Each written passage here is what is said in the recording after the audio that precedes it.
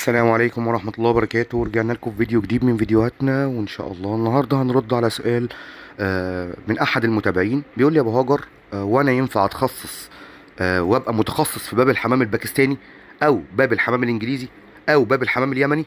طبعا يا فندم ينفع. طب هو أنا لو تخصصت في أي باب من اللي ذكرتهم دلوقتي يا أبو هاجر هكسب منه وينفع أبيع؟ طبعا. طيب خلينا نتكلم دلوقتي على الحمام المعروض قدامك ده. الحمام ده باكستاني.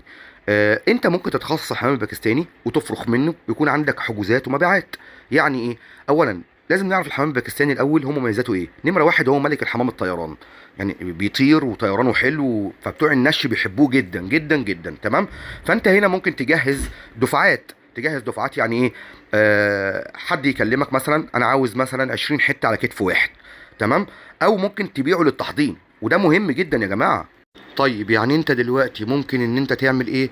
تبيع منهم جواز حضان. وطبعا في باكستانيات مستوى قوي، في يمني مستوى قوي. لكن خلينا نتكلم في الحمام الباكستاني. انت هتبيع منه لغواة النش، هياخدوا منك طريحة زغاليل، او تبيع اسوس حضان